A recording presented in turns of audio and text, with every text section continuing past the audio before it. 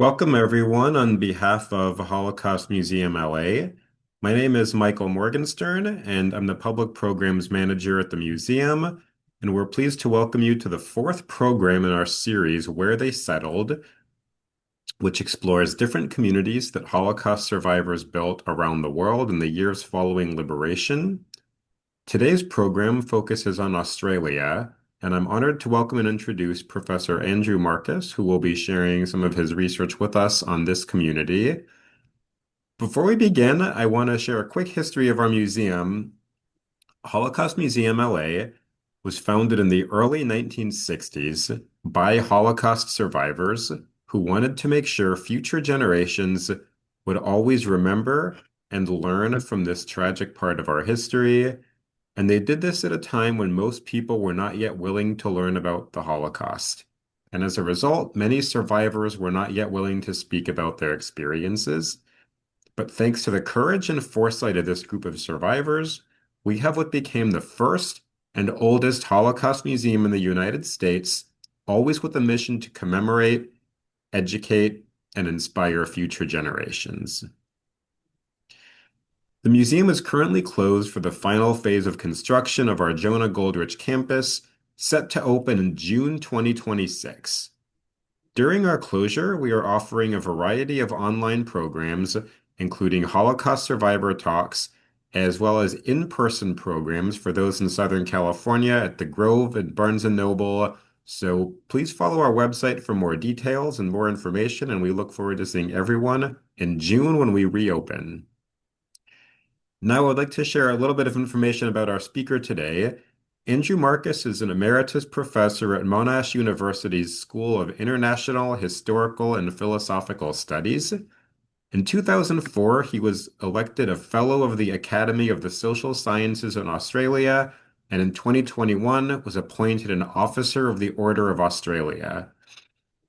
He served as a founding director of the Monash University Australian Centre for Jewish Civilization, and his research specialization is in the field of racial and ethnic relations and public opinion. He is the author and co-author of more than 100 academic articles, reference works, and reports, and about 19 books, including Australian Race Relations, 1788 to 1993, and Australia's Immigration Revolution, and Second Chance, A History of Yiddish Melbourne. After today's talk, you'll have the opportunity to ask questions using the Q&A box. And I want to thank everyone so much for being here today and for joining us. And thank you so much to Professor Marcus for leading this talk with us. Good.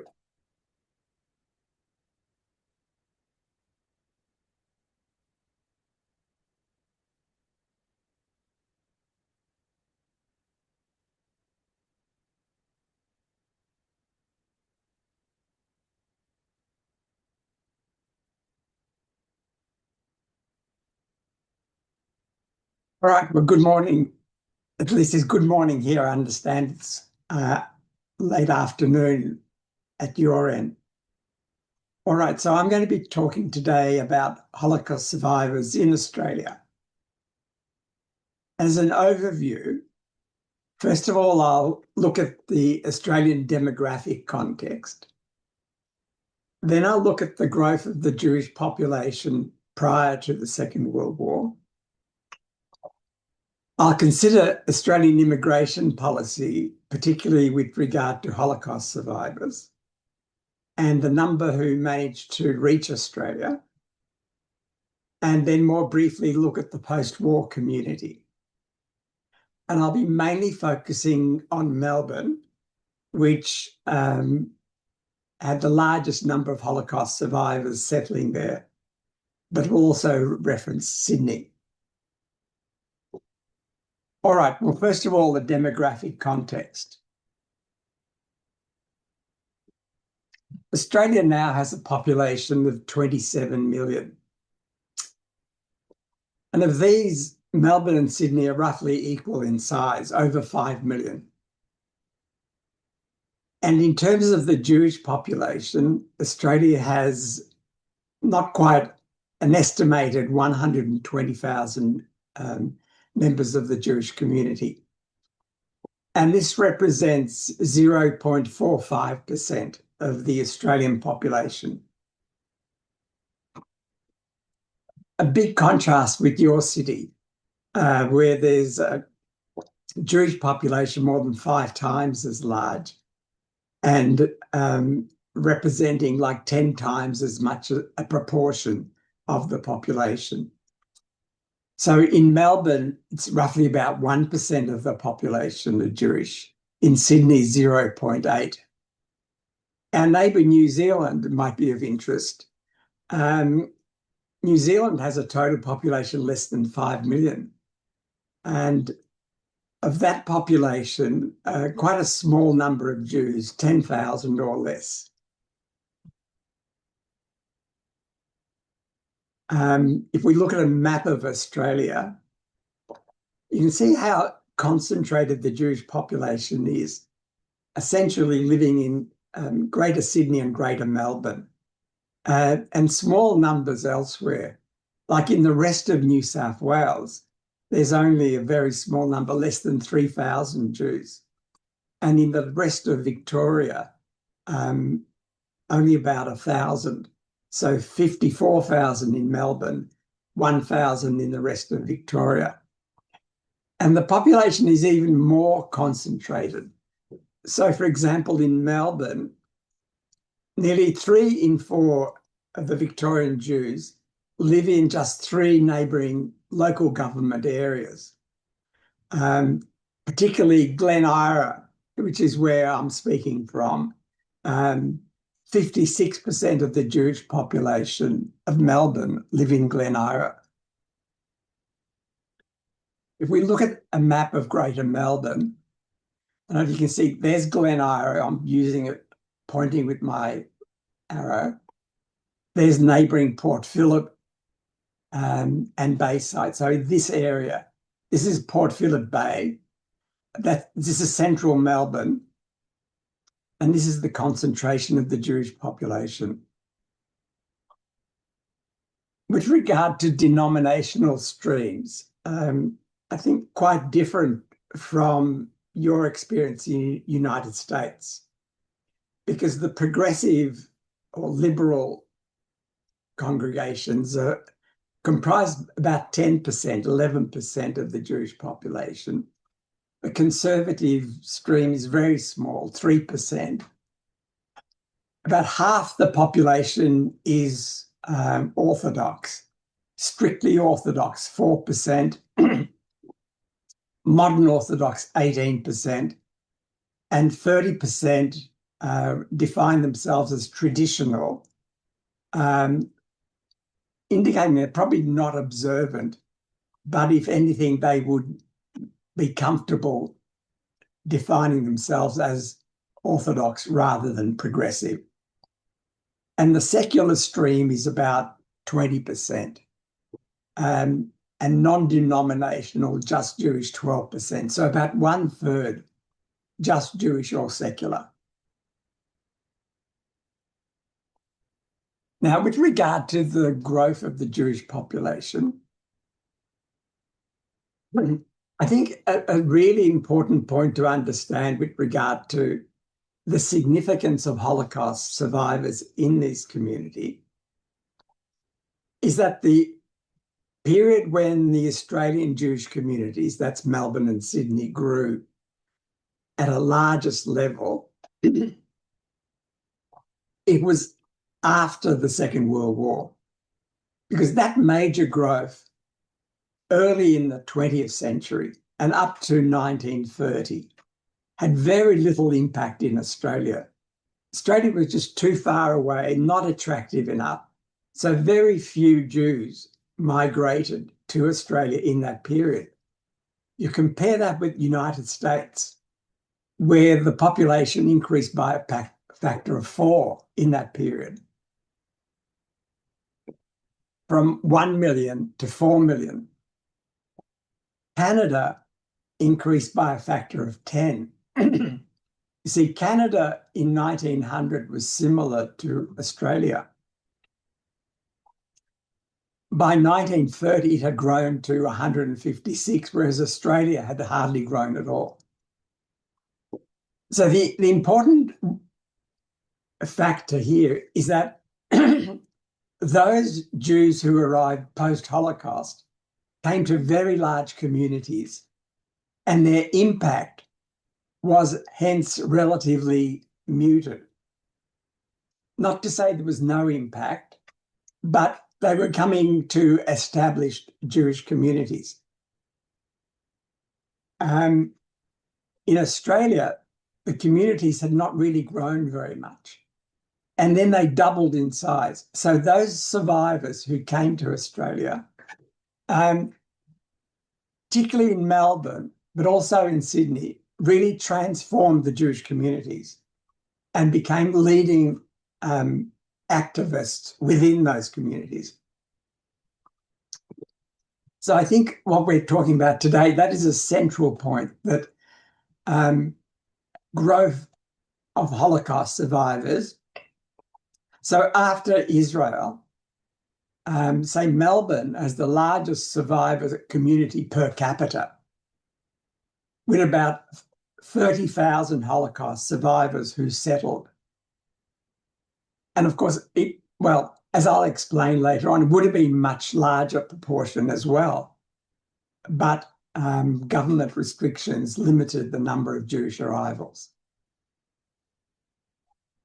When we look at birthplaces by 1961, about 40% are born in Australia in 1961. Because I would imagine that, say, for Los Angeles or the United States, that figure might be 90% born in America and small numbers of recent arrivals. Of the arrivals, Melbourne had mainly Polish and Eastern European arrivals. It's not to say they were the only ones. For example, my family, we're Holocaust survivors. We came from Hungary. So even though most Hungarians settled in Sydney, it's not to say all of them did. But in general, the largest survivor numbers, Poland and Eastern Europe in Melbourne, and in Sydney, Germany, Hungary, and Austria.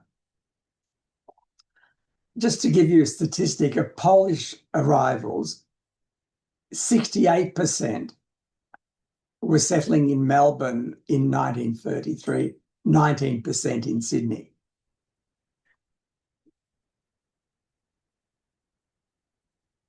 All right, so in the 1930s, when Jews were wanting to leave Europe, there were limits on Jewish immigration. In 1938, the government imposed a quota of 5,000 per annum. And they said that would only operate for 3 years in any case.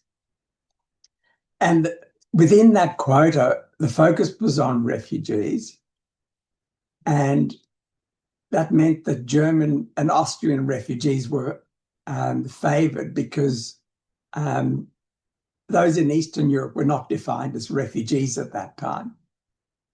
And about 8,000 arrived before the outbreak of war.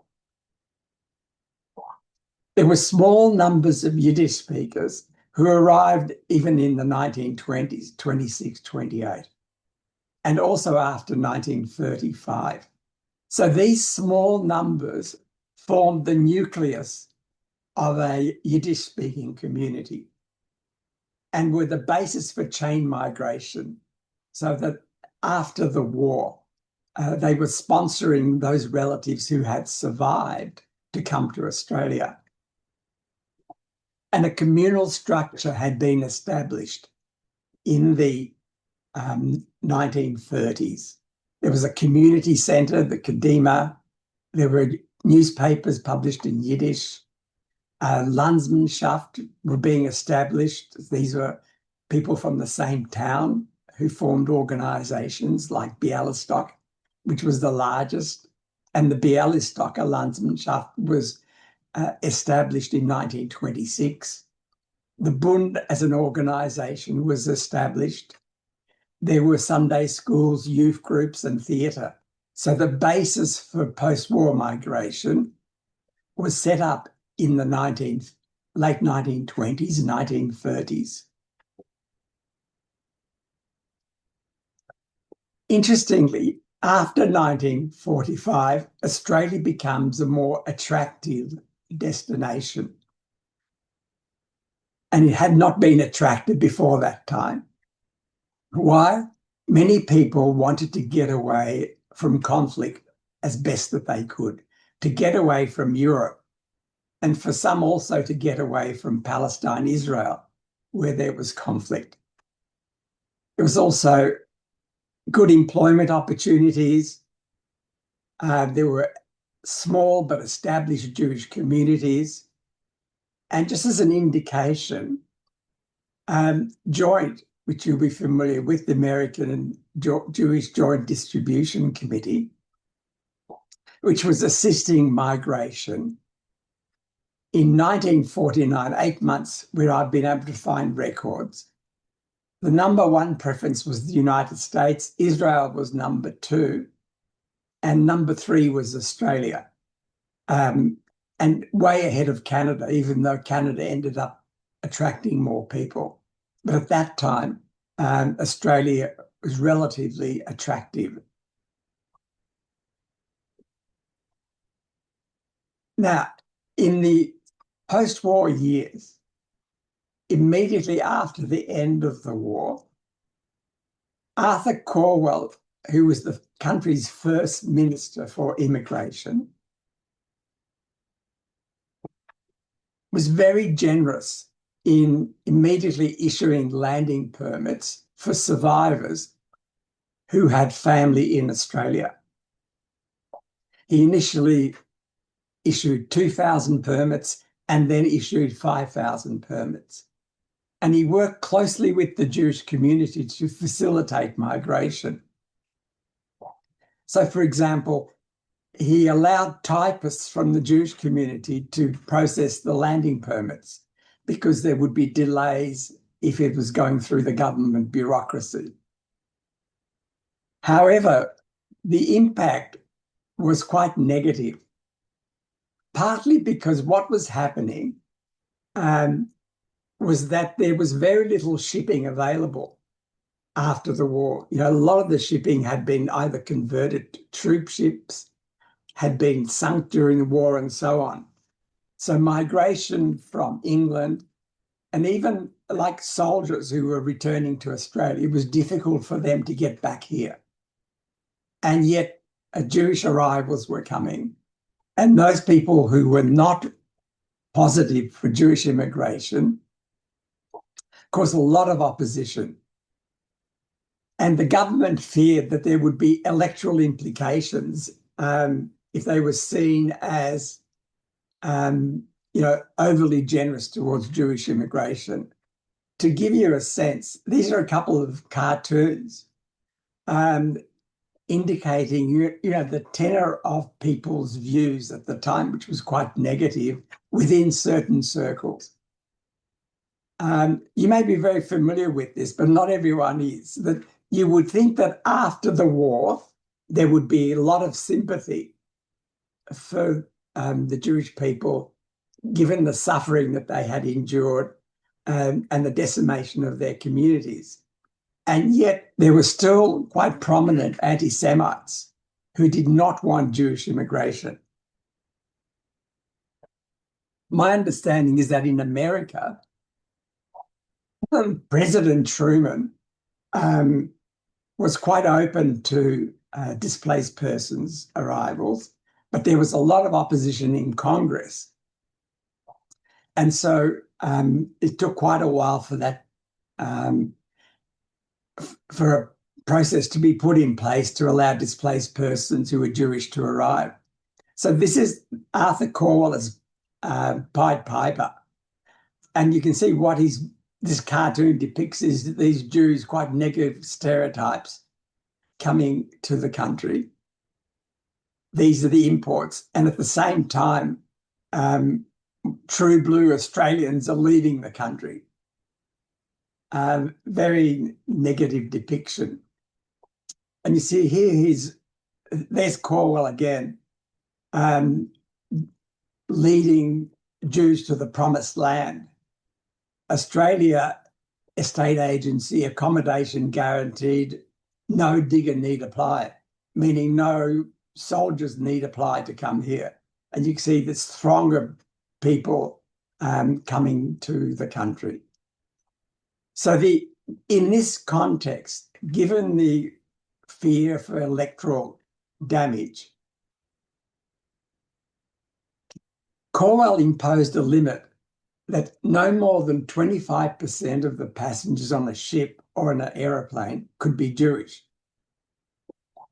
Now, this was a bit of a disaster because the Jewish agencies to get people to Australia, and there were not many coming, but of those who were coming, they would hire charter ships. And yet if there was a 25% limit, like they were not travel agencies, how were they going to fill the rest of the ship? So that caused a major problem. And in effect, the government imposed a quota of 3,000 Jews per annum. And the way they did this was the rate of handling applications, that they would limit the number of applications they would handle in any 1 year. And this is happening in the context when Australia is desperate for immigrants. And there was a major program called the Displaced Persons Program, which assisted more than 170,000 people to come. And this was funded by the International Refugee Organization. And a huge program for Australia, but the Jews were essentially excluded from this program. Of the 170,000, probably less than 1,000 were Jews, maybe 500 were only Jews. And to get Jewish people into Australia, there was no assistance by the government. It had to be funded by the community, who had to fund the passage costs and accommodation. Some of the funding was from relatives already in Australia, obviously. But at this time, passage costs are very high relative to today. If you're thinking in terms of today, like traveling to Australia, the cost might have been like 10 times that amount in the post-war period. So it's very expensive. And another problem was that there was a shortage of accommodation in Australia after the war. There had been very little construction during the Great Depression. And so there was a catch-up situation and very difficult to get accommodation. So also the government insisted that the Jewish community guarantee accommodation, so there would be no competition by the Jewish people who arrived with others trying to get accommodation. And essentially, this was made possible by funding from the American Jewish community. The major organizations, Joint HIAS and the Refugee Economic Corporation, provided substantial funding to subsidize the passage costs and to purchase large hostels, large buildings, which could be used as hostels for accommodation purposes. So there wouldn't have been the level of immigration, even limited though it was, without support from the American Jewish community. I've just got a couple of the forms that people had to fill in to show the degree of sensitivity that there was for Jewish immigration. So this is a sponsorship form, and you can see it's filled in by the Australian Jewish Welfare Society Children's Scheme. And it says,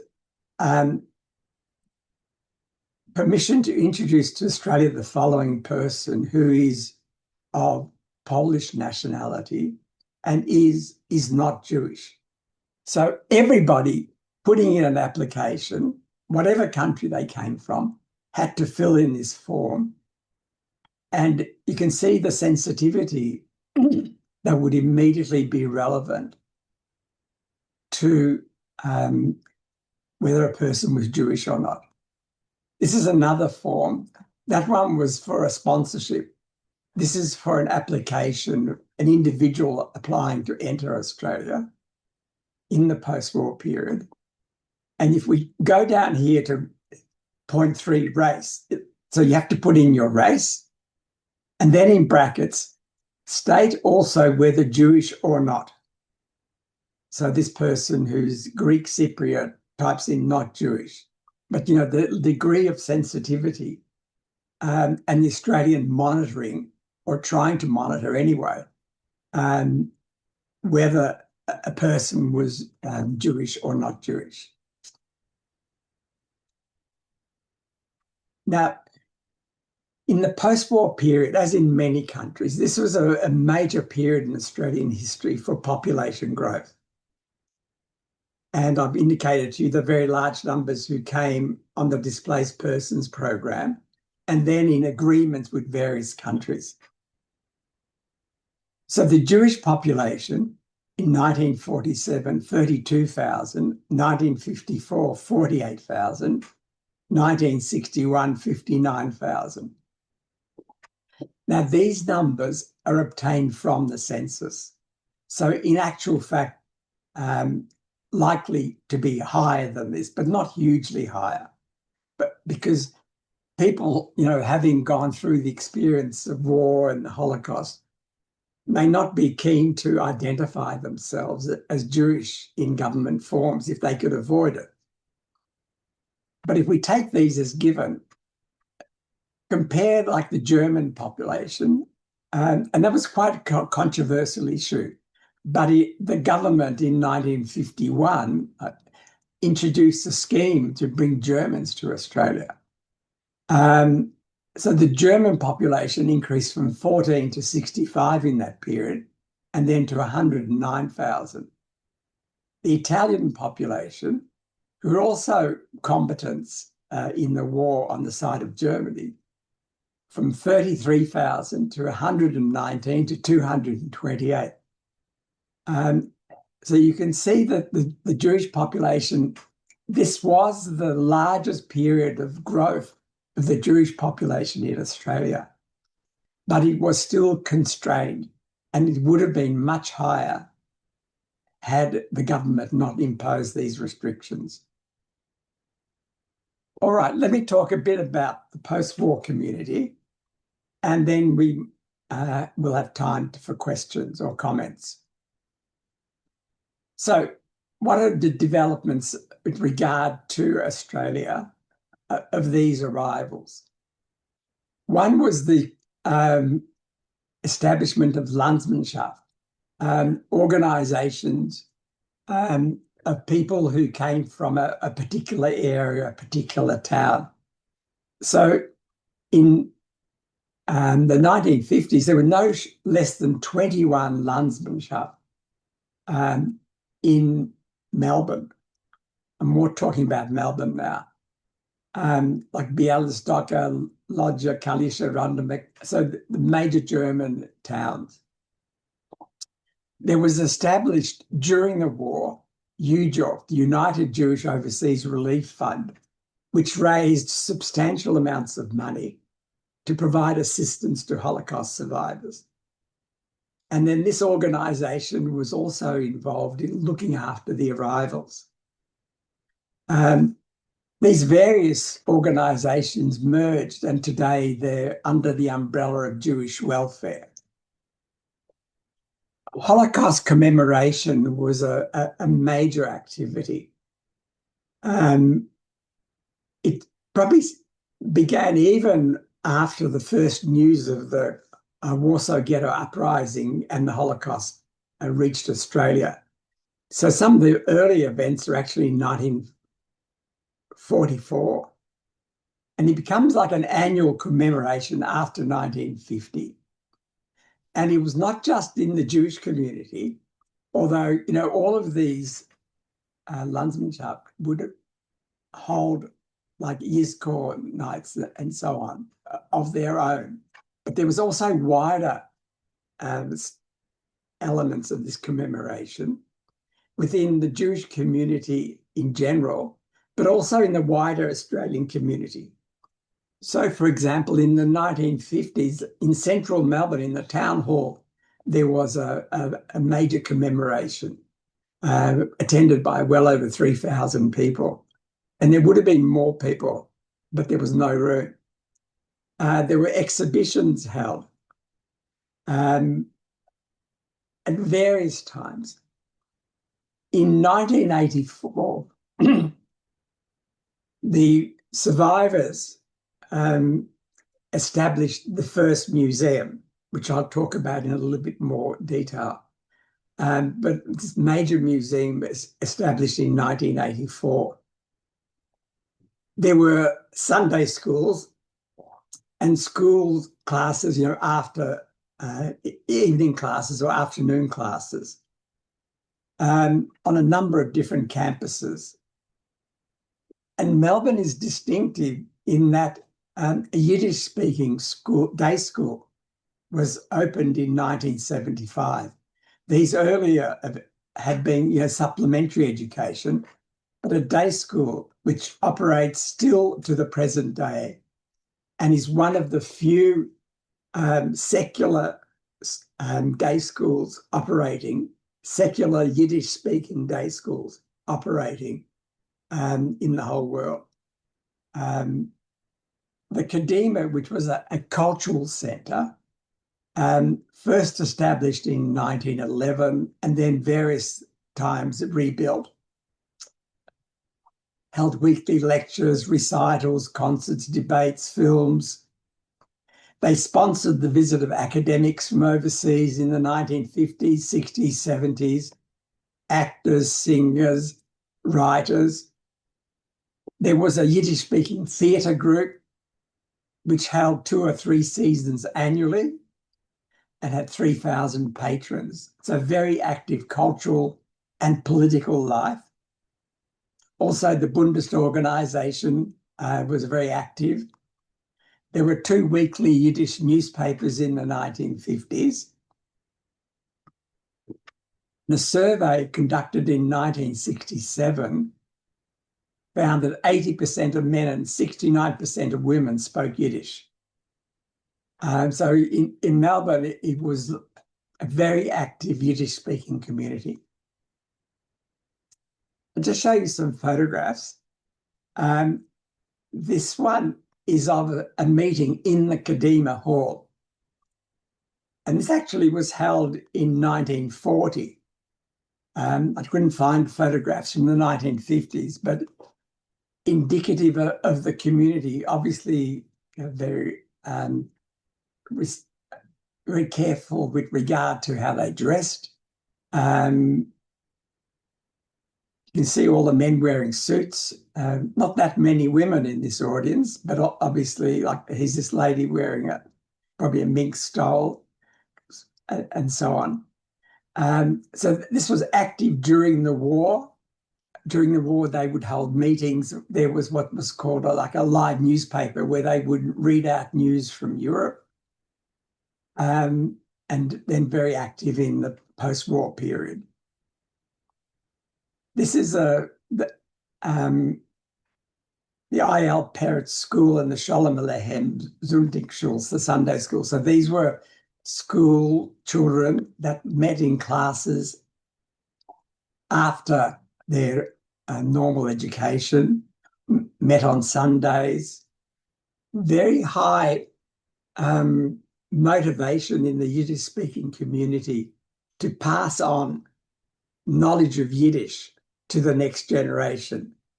They held like summer camps, etc., etc. So this one is actually held in 1960. There was a major school built, the Peretz School in Carlton, very close to the centre of the city. And then as the community moved to the south of the city, so the Sholem Aleichem School was established and still exists today.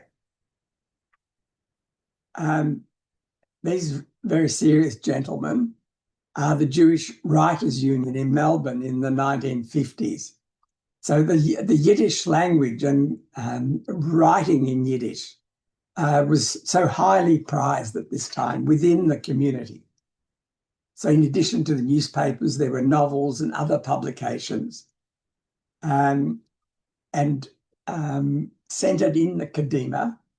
The Kadima still exists today. There's a centre in Melbourne where a number of these institutions are very close together. So the Kadima neighbour is next door to the Holocaust Museum, and the day school, the Sholem Aleichem School, is like 100 yards away. This is an event in 1984, which is the opening of the Holocaust Centre in Melbourne. One of the interesting things here is that I was just looking at this, all of the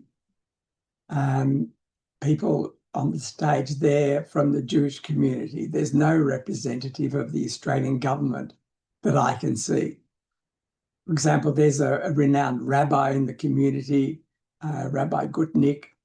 The speaker is a prominent Bundist and one of the founders of the museum, Bonavina, the name that some of you may know.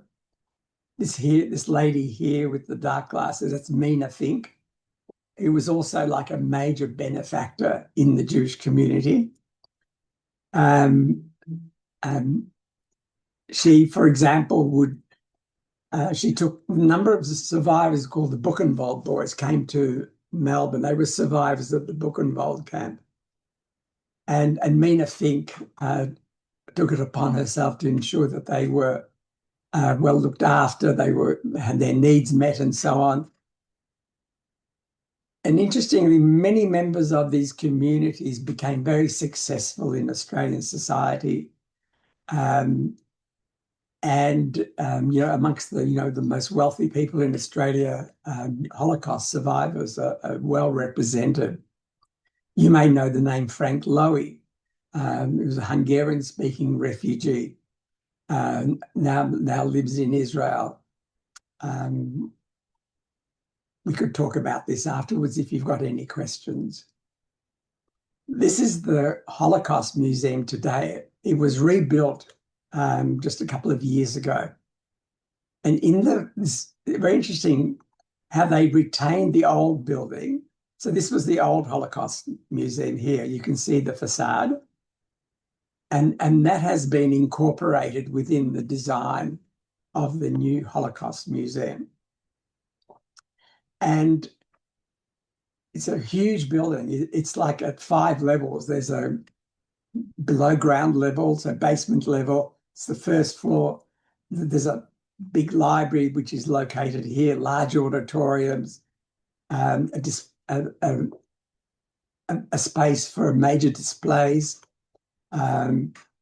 regularly having exhibitions, and then some of these at the offices at the higher levels. Yiddish today, the Kadima remains a vibrant centre of Yiddish life and also houses a major library. Unfortunately, there's a disproportion between this huge library, which is being added to all of the time, and the number of Yiddish speakers and Yiddish readers who aren't that many. For example, last Sunday, I was at an event in the Kadima, which has got a large sort of auditorium. It was filled. And what we had were 3 cantors singing from the Jewish repertoire, from the Yiddish repertoire. And he was overbooked. So there was a session at 4 p.m. and a session at 7 p.m. Some of the actors from the Yiddish community, they're putting on the play Yentl, which is being shown in London, I think, as we speak, or maybe soon. So the Sholem Aleichem College, which is day school, still exists. It teaches at the primary level, so say up to year 6. has an enrolment of over 150. The Bund maintains an existence, as does its youth group, the Skiff, and Yiddish continues to be spoken in the ultra-Orthodox community, which has about maybe 2,500 to 3,000 individuals. And I think, as you will understand, within the ultra-Orthodox community, Yiddish is the language of everyday use. There has, however, been a decline in Yiddish literacy. So by 2017, just a couple of years ago, we had the most recent data, less than 10% spoke Yiddish in the home. But, interestingly, you might think that if you look at the demographic profile, they'd all be elderly, and they're not, because the young people in the ultra-Orthodox community also speak Yiddish in the home. So if we were to graph it, there would be the older section of the community who speak Yiddish, but also there are young people and then across the age groups. However, there's no active theatre group. There are performances, but the theatre group had a number of seasons every year, as I indicated. Now they're sort of one-off plays, but there are still very significant singers and actors within that community. So typically in a year, there would be one or two performances. The newspapers also stopped publishing in Yiddish, and there are no books now published in Yiddish. All right. So if you've got any questions now, any comments, I'd be very pleased to discuss them with you. Thank you. Hey, thank you so much for sharing with us. We do have some questions. And before we get into our questions, I wanted to share a few things. So we had a survivor in our museum's community, Jack Lewin, and this is a photo of him reading his diary. This is a photo of the diary. This is a diary that he kept on his voyage to Australia from Europe to Melbourne. The voyage was several weeks long, and he kept this diary in Yiddish on the way there. And this is Do a you know what photo of year? him. This is a photo of him reading it. Yes, and so this Yeah. was at his home in Los Angeles, and he was involved with our museum. He spoke to students here, and he also was active with Kadima, the Bund, and he was in the Yiddish theater, and he was an actor there. And this was his tribute to his culture that he had Yeah. lost, unfortunately, in Poland. And I also wanted to share that we have watching on our Zoom Susanna Reto, another survivor in our community who immigrated to Australia with her family after the Holocaust and then settled in Los Angeles. And Susanna is also active with our museum with students, and so I just wanted to acknowledge her. Mm. So if anybody has questions, please use the Q&A box. The first question we have is, when did the government stop asking whether Jewish or not was either for immigration or general government functions? When did they stop asking that? Yes, good. Thank you. So as you'd understand, there was, within the Jewish community, they were not really happy with that being on all of the forms. So everyone had to sort of fill that in. And the roof body in Australia is called the Executive Council of Australian Jewry. There are roof bodies in Victoria and New South Wales, actually in all of the states. And then there's the central body, the Executive Council. And it's the role of the Executive Council to make communications with the government of the day. So they were asking in 1947, 48, 49 for them to drop that. And the government was coy. The government said, oh, well, we need to know that because we need to be able to assist people in the community. And if we don't know who's Jewish, how can we do that? And in a way, that sort of went against some of the traditions. So, for example, in the census, you don't have to show that you're Jewish. You can, but the religion question is optional. The government, in effect, wanted to keep that so they could monitor Jewish arrivals and to, keep them within that quota of about 3,000. So they ended that in 1951. They finally agreed to drop that in 1951.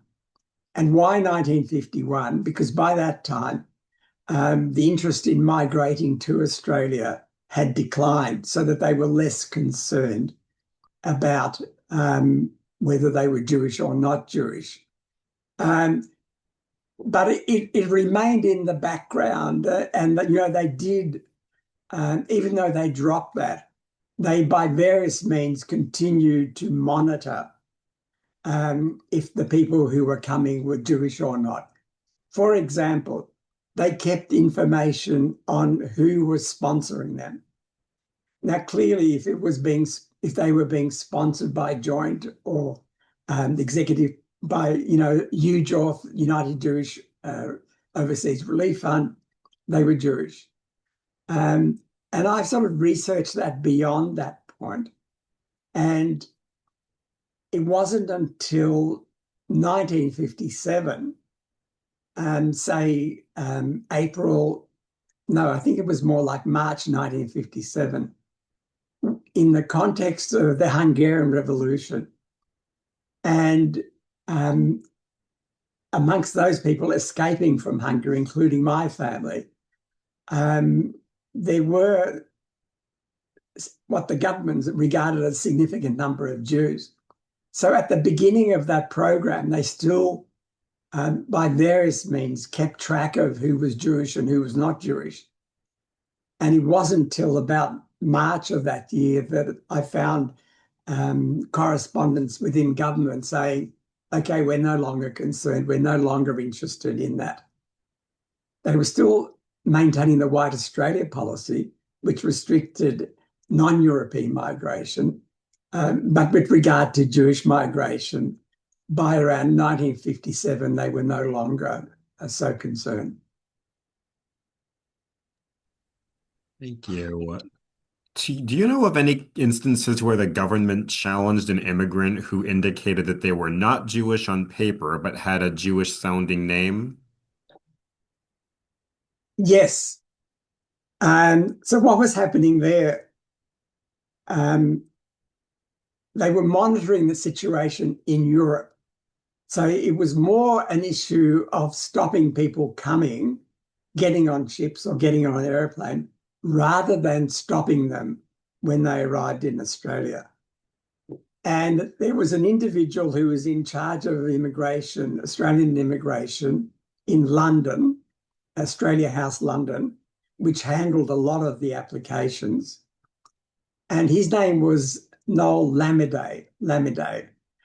And he was no great fan of Jewish migration. And there were many people, I guess, in that ilk. There were also, the immigration programs were administered in Europe essentially by former military men. And some of those also were quite prejudiced against Jewish migration. So Lamidey in particular got in conflict with Highest and Joint, who he felt had to be really very carefully monitored because they couldn't be trusted. And an issue that arose was people who had converted. So people who were, say, nominally Catholic, Protestant, whatever, but of Jewish background. And so how were they going to deal with those people who are not nominally Jewish? And what Lamidey did was he insisted that anybody who was supported by a Jewish organisation, whatever their religion, as stated, that they would be counted as Jewish. And where this was relevant in particular with regard to the quota, that no more than 25% of the ship's passengers could be Jewish. So even when they made it work, there was a lot of toing and froing in 1947 and 1948 about how were they going to count people who were not nominally Jewish. how were they going to count children? For example, would a 5-year-old child have to be counted within that quota, even though that might put the number above the 25%? Yep, so there was a lot of toing and froing. And at one stage, um, the Melbourne leadership in the survivor community, this was, I think, in 1947, said, we're just going to ignore the government and we're going to exceed the quota because the people in Europe are in desperate circumstances and we have to actually act meaningfully to get them out of that situation and into Australia. So on one ship, they ignored that demand and exceeded the quota. And Corwell, in response to that, said, if you do that one more time, we're going to stop Jewish migration altogether. He was a fairly tough person in enforcing the rules. And so after that, they abided by the government requirements. Thank you so much. Next question is, um, do you were there any Jews who came to Australia from Arab countries or from other places such as Spain that you didn't mention? Yep. Like at the end of the war, a big issue was Shanghai, which I think a lot of people will be aware of, where there were survivor communities in Shanghai in particular, and large numbers who basically had to leave because the Chinese government said they can't stay after the war. And Australia was basically the closest port. Um, so Sydney, Melbourne, relatively close to Shanghai. And the question was, should Australia take survivors from Shanghai, who are essentially European, from the Baltic countries and various many other countries who managed to escape because Shanghai was an open port, one of the few in the world. So if somehow people could get themselves there, they had some means of escaping Nazi Germany. And the Australian government received very negative reports about the Jewish community in Shanghai. That they were smugglers, women were prostitutes, they were involved in criminal activity, etc. And so the government was placed very strict limits on those people desperate to leave Shanghai. Several thousand did arrive from Shanghai, some of whom then became like very notable Australians. But that made that difficult. With regard to migration from the Arab countries and also from Asia, one of the problems there was less to do with religion and more to do with race. Australia at this time is still enforcing a racial limitation, the White Australia policy, which aimed to exclude from permanent settlement any people who are non-European background. And so, I've seen files where they're actually, because they demanded photographs of people who are lodging applications, and they'd be looking at the photographs and saying, is this person dark-skinned? Is this person of European race, etc.? So that was one issue which limited numbers, particularly from Iraq and Iran and many countries in the Middle East. There were, I wouldn't say a significant number, but hundreds from Egypt who came to Australia, and they settled communities more in Adelaide, which is a small Jewish community. So there were some of those arrivals, particularly in the 1950s. But that's another issue. The major numbers were in Shanghai, and many more would have come to Australia, but for the fact that the government made it very difficult or impossible for them to come here.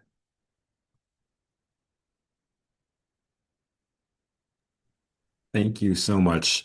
And we have a few people who are watching this Zoom who commented about the current anti-Semitism in Australia. And so just we have a few questions about that. If you could please just explain a little bit maybe what the climate's like now, and specifically for the Holocaust survivor community in Australia, what the responses have been on their part or on the part of their families.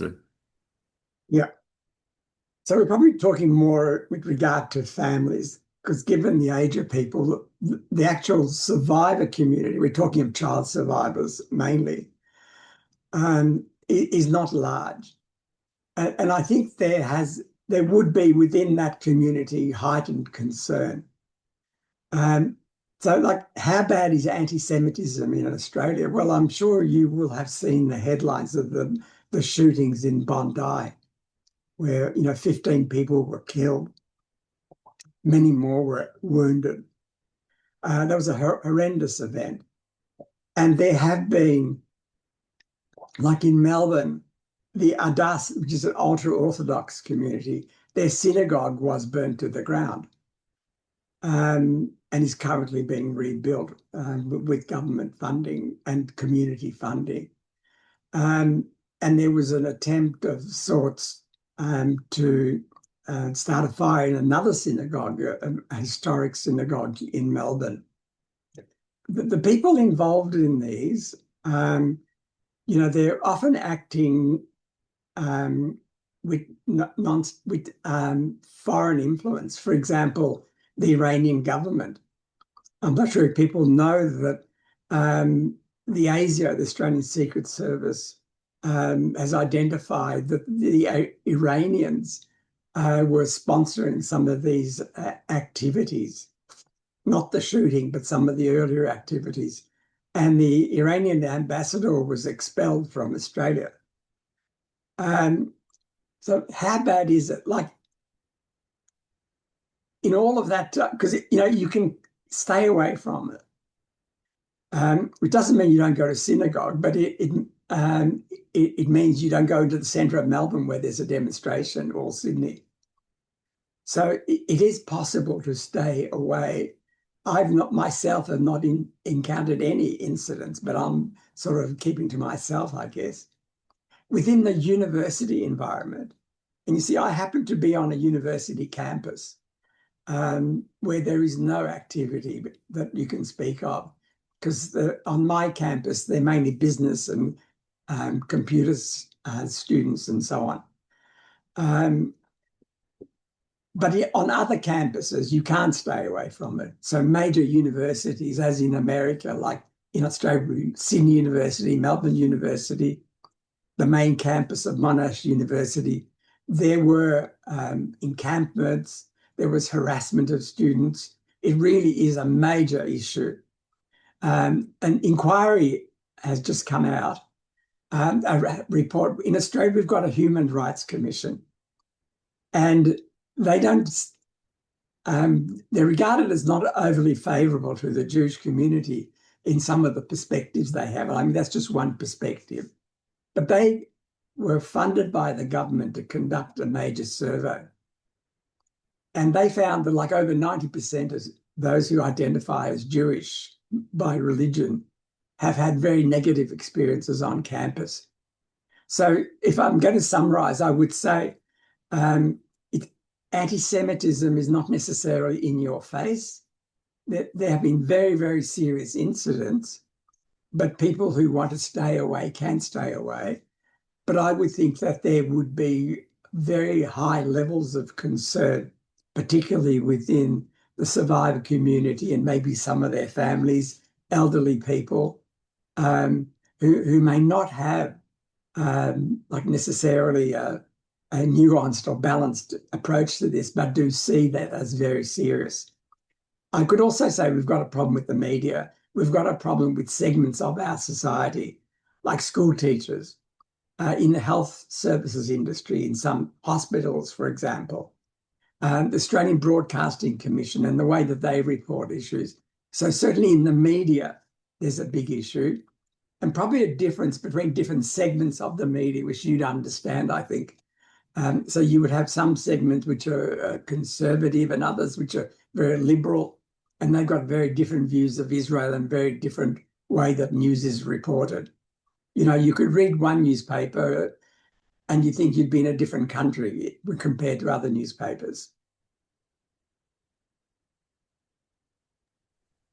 Thank you so much. And since you study immigration in general, do you have any comparisons for any other group of immigrants that have entered Australia in recent years that are similar to the Jewish story that you've described? Um, well, one point I could straight away say is because I've been involved in surveys, the level of negativity towards Muslim people is substantially higher than towards Jewish people. Um, you know, in our surveys, and these are quite rigorous surveys, we asked, what's your attitude to specific faith groups? And let's say about 15% negative towards Jewish people, but more like 40% are negative towards Muslim people. And there's quite an active debate now, um, particularly fostered by some populist conservative groups. We have a group called One Nation, which has a leader who, you know, is not overly subtle in the things she says, and she's very much against Muslim immigration, has come out, although other people in her party are not. Um, like with regard to Australian immigration policy, um, you know, the White Australia policy was a feature of this country's policy until the late 1970s, say around 1980. And up till that point, you know, um, there was much, well, there was almost uniform discrimination against people who are non-European. Well, that's changed a lot now. And today, most of the immigrants to Australia are coming from the Asian region where Australia is located geographically. So that has changed very dramatically. But I think you could say, you know, if one group that jumps out, it would be Muslim people. Australia has not traditionally had much immigration from Africa. And people from the African countries would say that it's very hard to get into Australia. The ones who come mainly come on the refugee program. And in general, we've got a difficult problem in this country because some of those who have come from Africa, the young people, are alienated. And there's a major sort of problem in our city, a crime problem. So if we were to say, summing up, like Jewish community, other communities, are there other communities with similar experiences? I think the answer is yes, there are, and to the present day. And there have been, particularly in that period, say the first 3 decades after the Second World War, where the White Australia policy was being enforced. Thank you so much for sharing with us. And just to conclude, I'd like to read a comment from Suzanne Reto, who I mentioned is a survivor in our community who lived in Australia. She says, I would like to express my appreciation for your candid reporting. Very often, people don't believe me when I tell facts likely stated. So I wanted to just, express that you really were able to reach an audience today from across the world and teach about this very important part of Holocaust history. And as we know, a lot of survivors who lived in Australia ended up going elsewhere. And so this community left its mark on the world post-liberation. And this is one of the reasons we're doing this series because this is a way for us to be able to learn about different communities around the world that Holocaust survivors built in the years following the end of the Holocaust. And so we appreciate you so much. And I also wanted to mention on a personal note, your book about Yiddish Melbourne that you co-wrote with Margaret Taft was actually a copy of that book was gifted to me by the survivor I mentioned earlier, Jack Lewin, whose photo I shared. And so I think also the survivor community's contributions to the Yiddish theater in Melbourne is just exceptionally special because we see that this is a way that the Yiddish-speaking survivors were able to retain their culture that was lost. And so we are so appreciative for you for also keeping these stories and for safeguarding them and sharing them for us and making them public for our community. So we thank you so much for your talk and thank you again everyone for joining today. Please join us on Tuesday, May 19th at 11 o'clock a.m. Los Angeles time for the next one, which is where they settled Argentina. We'll learn about the survivor community in Argentina that day. And again, please follow our website for our other programs, and we look forward to welcoming everyone back to the museum on June 14th when we reopen. Thank you so much, Professor Marcus. Thank you. All the best. Bye.